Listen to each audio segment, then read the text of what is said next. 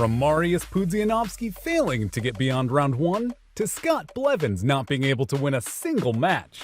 These are some MMA fighters with the worst records. Now, Pudzianowski may be a strong man, but he's not a fighter. Not a good one, at least. That said, he's quite the force to be reckoned with.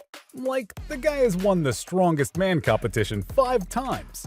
Watching him pull trucks or throw huge tires around like basketball was honestly amazing.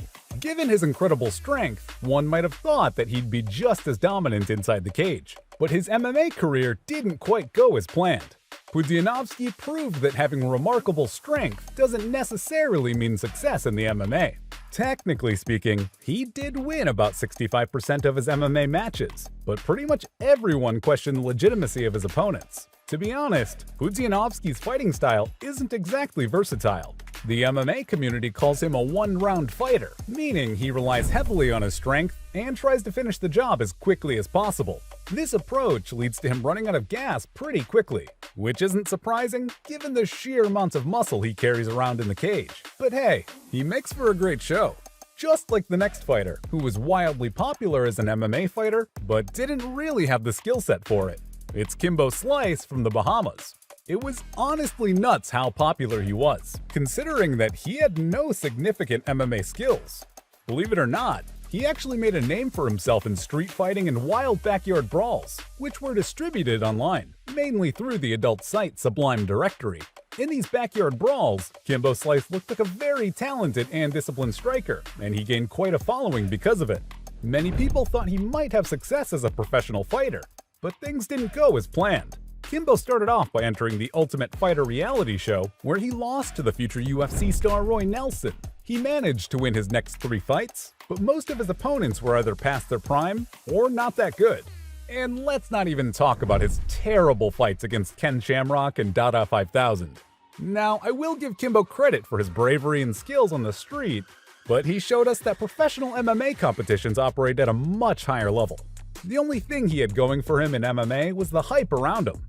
And that one match with him going up against Dada 5000 was one of the most embarrassing ones ever in MMA history. Let's not forget that Dada himself was a pretty bad fighter too. When Bellator signed him up, it was pretty clear that he was in it for the money and not much else. Nobody expected him to dominate the game or bring anything new to the table, but we certainly didn't expect him to be as bad as he was. Like Kimbo Slice, Dada, or Miami Street Legend, got famous for his bare-knuckle street fighting videos, and even became a bit of an internet celebrity. He was even in a documentary about street fighting in America called Dogfight. Dada started his MMA career strong with 2 knockout victories, but then Bellator gave him a fight against Kimbo, and it didn't go down like anyone had expected. In the opening round, both fighters were so exhausted they could barely stand, and the rest of the fight was just as bad. By the 3rd round, they were both like zombies. Kimbo eventually managed to finish the fight with some ground and pound, but that was the least of Dada's worries. He suffered a cardiac arrest during the fight and had to be rushed to the operating table afterward. Thankfully, he recovered. But let's hope we don't see him fight again, either on the street or in the cage. Now, this next guy didn't mind losing over and over again in the ring, but that was pretty much the only thing he had going for him. It's none other than Bob Sapp and his incredible 14-match losing streak. Believe it or not, Sapp was once a fan favorite in Japan, even though he lacked the skills for MMA. His massive size and freakish strength allowed him to enjoy early success, but he soon discovered that relying on strength and size alone didn't work in MMA. Now, this guy was 6 feet and 5 inches tall and weighed 350 pounds, and on top of that was a former football player too. He started out okay, and even managed to score 2 victories in Pride, but his lack of grappling skills was exposed when he went up against Antonio Nogueira, and he began shifting his career between MMA and kickboxing. He even won the K1 Grand Prix in 2005, but just 3 years later, Sapp's career took a dive, and he started losing fights very suspiciously. Every time he went up against a decent opponent in MMA or K1, he would quickly get destroyed in a bout. So you'd think that he would retire, right? Nope, Sapp took a different path. Instead of retiring, he began putting on a WWE-style act to promote his fights, cashing out large sums of money, and he went on an incredible 14-fight losing streak because of it. Like, there are plenty of videos showing Sapp falling because of imaginary strikes, and embarrassing himself. Even though he was known as the Beast, he only won 12 out of his total 32 MMA matches. But you don't have to lose a bunch of matches for everyone to know how bad you are. And that was the case with James Toney. He had a pretty successful boxing career, but that skill set just didn't translate into the MMA cage. He only had one fight, which was enough to humiliate the boxing champ. He even held the IBF belt in 3 weight divisions at one point, but back in 2010, Toney made a pretty big mistake in his fighting career. Despite having no previous experience or skills in that area, he decided to try his hand at MMA. Now, the long-standing rivalry between boxing and MMA didn't make things any easier for Toney. In his first and last UFC fight, Toney was up against none other than Randy Couture, a true legend in the UFC. Many people thought Toney was on a suicide mission, and it didn't take long for Couture to prove them right. He scored an early takedown and submitted Toney in the first round, which, honestly, surprised no one. Now, even though Toney failed as an MMA fighter, he's still a legend in the boxing world. But his experiment proved that even top pro boxers can't just switch over to MMA if they don't have the proper grappling or ground fighting skills. It's a whole different ballgame. But I'm glad he dropped pursuing a career in MMA and just stuck to boxing.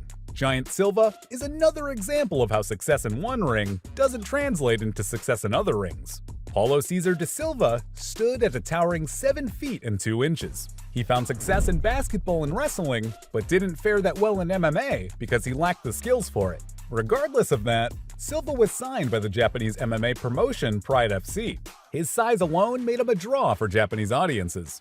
But in the cage, he showed no real skills. In fact, he even lost to a much smaller opponent, the 5'9" and 200 pounds lighter Ikuhisa Minoa. Silva's size and popularity couldn't compensate for his lack of MMA skills, but he's not the worst of all time, because the title of the worst MMA fighter definitely goes to Kenneth Allen.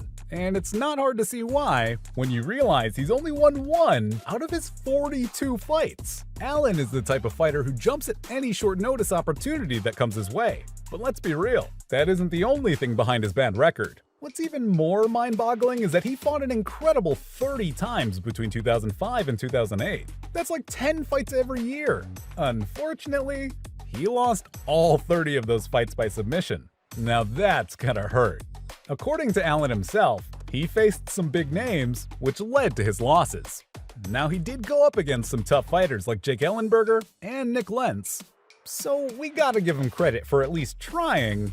But the thing is, instead of criticizing fighters like Allen, we should look into the promotions that sign them. That's where the real issue lies. Now, this next fighter is probably just as bad as Allen inside the MMA cage, and Scott Blevins' records are proof of it. The man has never won a fight. With a 0-17 record in professional MMA, or 0-1-20 if we include his amateur fights, it's hard to say anything positive about his career. Despite this, he's known as Lionheart, and it's clear that he was committed to chasing that elusive victory. Unfortunately for Blevins, he never lasted long enough in the cage to win, and lost every single fight on the first round. In fact, if you add up all of his professional fights, he's only spent just over 12 minutes actually fighting. This means his fights typically only lasted 1.5 minutes on average. It's a tough pill to swallow.